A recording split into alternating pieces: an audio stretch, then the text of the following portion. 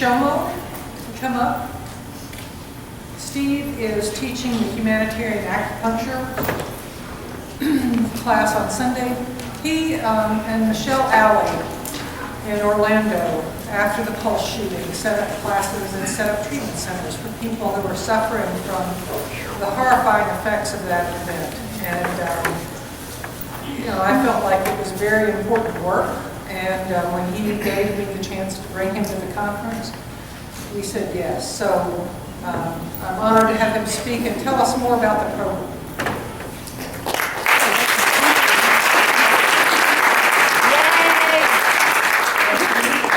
Is the mic all right? Got it? First, I just want to thank all of you. I'll give you a little kind of history. I had served on the board for about 3 years. I was a licensed practitioner here in the state of Florida. Home to me was Colorado, so that's where I am back now. But I wanted to give you a little insight of some ways that you as an acupuncturist can get involved in the exact same types of things like the ER, working in disaster situations. A lot of people want to be able to get that level of care, but you don't always know how to do it in a safe and effective way. So I'm going to give you some background with Colorado. Colorado was, in 2012, put under FEMA's umbrella as a project of working in disaster response. We are actually a full team. We have over 150 volunteers in the state. We deploy as our own unit of acupuncturists only. We also have the ability to work with behavioral health. So a lot of times we go directly alongside them. The types of things that we really work with, my first experience was working in 2012, actually with wildfires that we had in the state of Colorado, where there were more than 40,000 acres burning, 35,000 people had been displaced and needed something to deal with the anxiety and the levels that they were experiencing. My first really situation that got me was working in Longmont, Colorado. We had a situation occur. A woman had third trimester and she was looking for baby clothes. She was looking for toys for her newborn child. She responded to a Craigslist ad. And from that Craigslist ad, she went and met this woman, went down into her basement. The woman abducted her and cut the fetus from her womb. The woman did this to prove to her boyfriend that she had a child, so that he would not leave her. It really shook the community a lot. And one of the groups of people that was most affected by this was first responders. And a lot of times we forget about those first responders and the secondary trauma and things that they experience. And so it becomes a very, very important factor that we have a medicine that we can help care for that. So during that time, we were deployed and we worked specifically with first responders only. We worked with all of the EMS workers, we worked with the law enforcement, as well as all the dispatchers that worked on that. From then, Colorado's had its wonderful share of incidents and tragedies going on. But the next one I worked was the Planned Parenthood shooting in Colorado Springs. And we worked directly with the community as well as with first responders. Because of that experience and a previous experience working with the Aurora Theater shooting, Michelle Alley, who in the back, many of you know her, had called me and knew that I was also licensed here. I had experience with an active shooting situation. So she called me that morning and says, is there anything that you can do? Is there any way that we can help? And so what I did is I got on the next plane and we started looking and formulating ways that you can get involved as volunteers, even to the point of getting to full scope of practice, which is going to be the next step that we're really doing. So what happened with the Pulse shooting is we came down here and we started setting up clinics. There's a lot of organizations that do this. But the thing is, if you've noticed, we've had a lot of the incidents have been happening more frequently. So what happens is security gets tighter. You don't have access to those people that are in need. You don't have access to those first responders. So what we've done is we've become a model under FEMA's umbrella in the state of Colorado, and now we're branching to the ability to help other states. That we're part of the Medical Reserve Corps unit. So you actually have the ability to get to the front line. We've worked under the triage tents. We've treated firefighters. We've treated everybody firsthand. But we're also looking at developing a level of care that goes beyond that initial week to 2 weeks. There's a lot of organizations that go out there in any type of healthcare. Even the Red Cross has done this, where you come in, you're there for a week to 2 weeks, and you're gone. And half the time, those people that have been traumatized don't even know until 2-3 weeks, even a month or more, that they've experienced that trauma. So we try to be able to have you as core people in those areas where these incidents happen, that you can develop a long-term care plan for them. Whether it's a community-style clinic or it's bringing those patients directly into your private practice.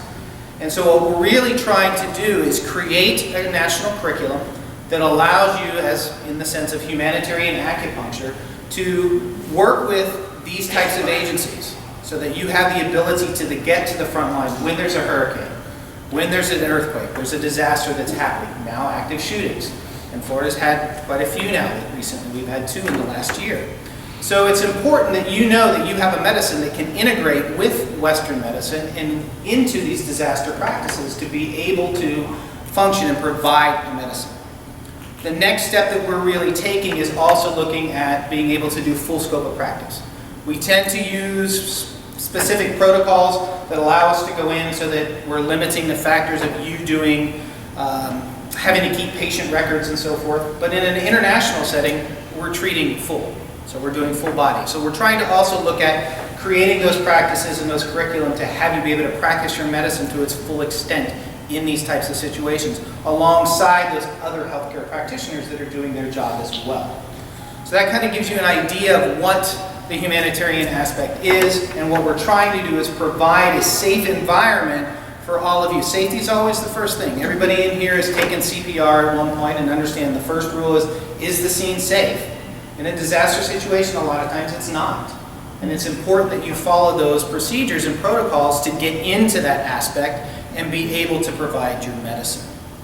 I don't know how much more you want to give me, or I know we were limited on a little time. I'm one of those people, I can talk for months. Okay, we got, actually, I'm sorry. Oh, I did. You got 10 more minutes. Oh, good. Wow. All right. So what we're looking at establishing, Florida is the next one. I was actually on a conference call last night with the State Medical Reserve Corp to give you kind of an idea. In Colorado, like I said, we're a statewide agency. So we do get funds from FEMA, which helps cover our supplies, administrative costs, things like that are all there. There has been a lot of recent cutbacks in the Medical Reserve Corps across the United States. So we're looking at other viable ways of getting people involved. So we look at things like having a statewide agency. Actually, Florida has 7 state Medical Reserve Corps units, and then you have those that are also in those regions or counties. Is there anybody in here that is a member of their Medical Reserve Corps? Only 1 of 2 of you. Okay, 3, that's all in the back there. And a lot of times acupuncturists, they frown on it because you go and join this and you have these high hopes of doing acupuncture and helping people out, and then you find yourself passing out water and Band-Aids at a first aid station during a race. And you feel like you're not doing your full potential. And we recognize that. And so what we try to do is provide you a model that allows you to be able to use your medicine, to use your knowledge and your skills in this setting. And we've heard all morning today, one of the biggest things was education. People don't understand what we do and how it fits into that setting. And so a lot of times you have to educate those other volunteers, those other healthcare practitioners in that Reserve Corps unit that acupuncture has a place and it has an ability to do that. So it's educating those. And we provide that template and are really trying to push through this and provide a framework for you to get involved beyond your normal, everyday practice. Because we're getting more and more. Florida here, I lived here with my practice and had been through several hurricanes. And people get displaced. And, there is a level of emotional issues and anxiety that happens with that. And what we don't realize is that when you've made that first level of contact, you've been that person that's provided that open door, that window, to relieve some of that anxiety and stress after a traumatic event like that. When they see something on the media that happens somewhere else, it re-triggers a lot of that emotional content. And who's the person that they're going to talk to? The one that opened that door, provided that tiny space that allowed that anxiety to go away. And so we try to make sure that we allow you to still be able to do your private practice and open those doors to a whole new level of people. Most of these people, Adam had spoke about that a lot of times these patients, it's the first time they've ever experienced acupuncture. We forget that we think everybody's had acupuncture at some time. But what happens is that it is their first level.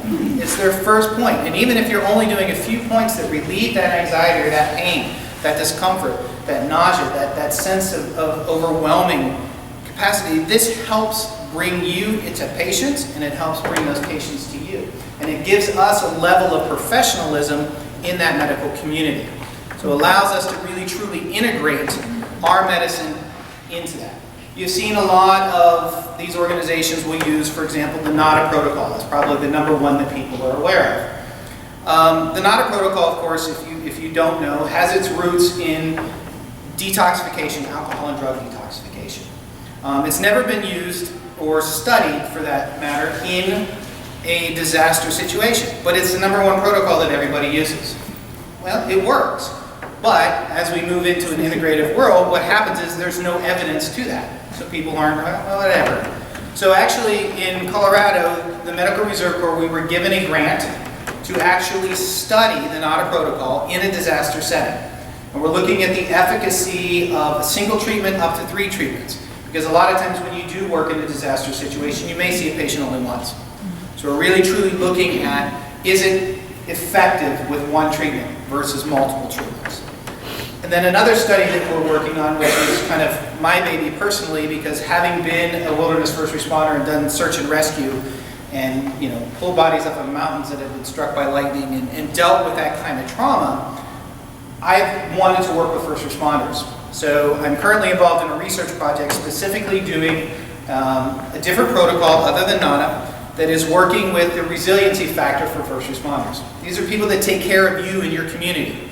These are people that are exposed to trauma on a daily basis. And they don't have an outlet. Why? Because what's the number one outlet we have? Behavioral health. But what happens is with a first responder, if I would admit that I have an emotional issue or I have a behavioral health issue, it jeopardizes my job. So what happens is they don't want to talk about it. So they hide it, they suppress it, they put this all down, and they do this on a daily basis. And they have no means to do that. Acupuncture can provide that means. So we're now doing a formalized study that will look at the resiliency factor and be able to then incorporate this type of protocol, this type of medicine into their critical incident stress management. So it becomes part of their ability to cope with what they're dealing with every day. And they don't have to necessarily sit down and discuss it and admit that there's an issue. So we're looking at that efficacy as well. So what this really does is this gives you a venue and an outlet on a state basis, on a regional basis, to have contact with these people and provide a service. If we could all get paid for it, it'd be wonderful. Unfortunately, a lot of humanitarian work isn't that way. But we're trying to really be able to get you incorporated, because what it does is it exposes you to people that need your help. And you have a gift and a medicine that can provide that means. Yes, Lynn? Well, and I just wanted to let the audience know that Orange County has an adoptive fire department, a fire station program already going on. So a lot of the means are already there in terms of first responders. Yes. And after the Pulse shooting had occurred, actually UCF, I was in contact with one of their behavioral health doctoral students had gone out and did a research study with the first responders for the Pulse shooting and determined that almost 60% of them have a moderate level of PTSD. Mm-hmm. And so really, now we have to say, now, okay, it's there, but what can we do about it? And so I've been working with them now, and they've released all of their research data to me to be able to say, okay, let's see if we can provide an answer to that. And so what we want to do is be able to find a way that you can become part of that. You can take care of your own community, your people, as well as, we all have dreams and want to be able to do these things across the globe. And this is how that first starts. It's that first ripple. You taking care of those in your community and branching out beyond that. Thank you.